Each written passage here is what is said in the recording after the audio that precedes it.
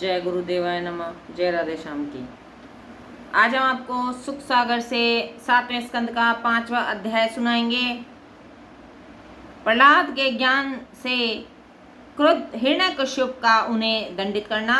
नारद जी बोले, हे युधिष्ठिर, दैत्यों के पुरोहित शुक्राचार्य के 2 पुत्र थे। एक का नाम संडा, दूसरे का मर्क था। ये दोनों भी अपने पिता शुक्र के साथ हिरण्यकश्यप की राज्यसभा में आते जाते रहते थे, इससे प्रहलाद की शिक्षा दीक्षा का भार इन्हीं पर सौंपा गया था और वे प्रहलाद को अपनी पाठशाला में पढ़ाया करते, जहां दैत्यों के अन्य सभी बालक विद्या पढ़ने जाते, परंतु जहां दैत्यों के बालक उस पाठशाला में बड़े प्रेम से राक्षसी विद्या पढ़ते और सभी अस्त्र कौशल सीखते, वहां प्रहलाद भगवान विष्णु की भक्ति में तल्लीन रहा करते और उन्हें किंचित भी राक्षसी विद्या में प्रेम नहीं था। प्रहलाद भगवान की भक्ति में उन्मत्त हो कभी रोते, कभी हंसते और कभी पागलों का सा प्रलाप कर उनका यशोगान करते।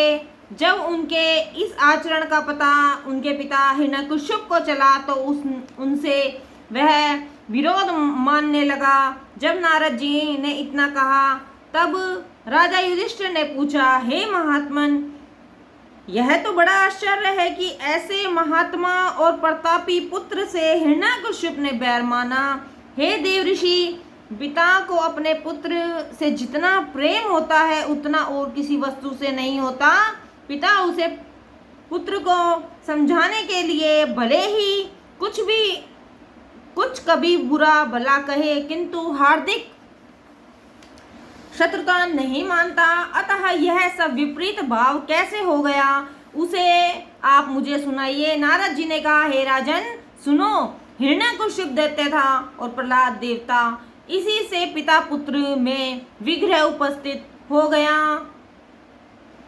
हिरण्यकश्यप ने प्रहलाद को समझाया अवश्य, किंतु उसके विचारों से वे कदापि सहमत ना हुए। एक दिन हिरण्यकश्यप ने अपने पुत्र प्रहलाद को गोद में बैठाकर बहुत कुछ समझाया बुझाया और पूछा कि तुम्हें क्या अच्छा जान पड़ता है। इस पर प्रहलाद ने कहा कि मुझे एकांतवास और कहीं वन में जाकर तप करने से अधिक अच्छा और कुछ नहीं जान पड़ता।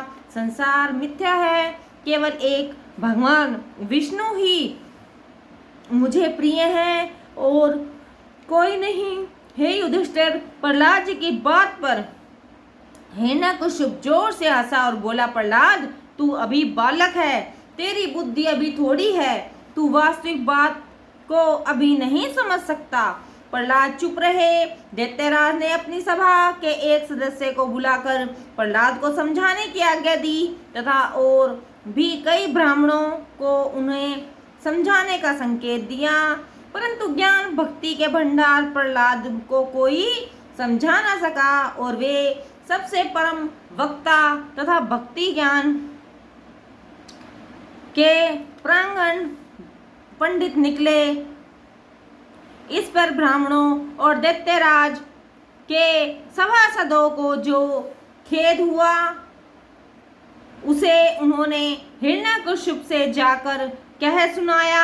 उसे सुन हिरण्यकश्यप ने प्रहलाद को बुलाकर कहा, हे पुत्र, अब तक तुम्हारे गुरुजी ने तुम्हें जो पढ़ाया हो वो मुझे सुनाओ। प्रहलाद ने कहा, हे पिताजी, अब तक मैंने जो कुछ पढ़ा है उसे तो मैं क्या कहूँ, किंतु भगवान विष्णु की भक्ति करने के जो 9 मार्ग हैं उसे सुनिए।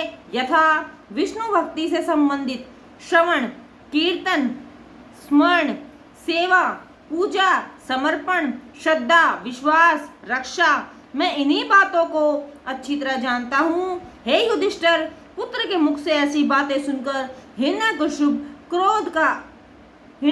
के क्रोध का अंत नहीं रहा। उसके होठ कांपने लगे। उसने प्रहलाद से तो कुछ ना कहा, किंतु सामने बैठे महर्षि शुक्र के शिष्यों को उसने बहुत डांटा कि अरे नीच ब्राह्मणों, तुमने इसको क्या पढ़ाया है क्या तुम्हें मेरा भय नहीं जान पड़ता? तुम सब बड़े असाधु हो जो शत्रु के पक्ष की बातें मेरे बच्चे को निरर्थक ही पढ़ा दिया। अच्छा, मैं तुम सबको देखूंगा। हे भरत श्रेष्ठ युधिष्ठिर, जब हिरण्यकश्यप ने ऐसे कहा तब शुक्र जी का पुत्र बोला, हे इंद्र शत्रु, यह आपका पुत्र प्रहलाद जो कुछ भी कह रहा है वह हम सब ने नहीं सिखाया, किंतु इसकी बुद्धि स्वभावतः ही ऐसी है। हे धर्मराज, तब हिरण्यकश्यप ने प्रहलाद से कहा, प्रहलाद सच सच बोलो, यह दुष्ट बुद्धि तुमने कहाँ सीखी है? किसने तुझे ऐसा मंत्र बतलाया है? इस पर प्रहलाद ने कहा, पिताजी आप इन बातों में क्यों पड़ते हैं? इससे तो जीव को कभी शांति नहीं मिल सकती। इंद्रियों को वश में कर आवागमन से मुक्त होना चाहिए। विषय कभी विष्णु भक्त नहीं हो सकता।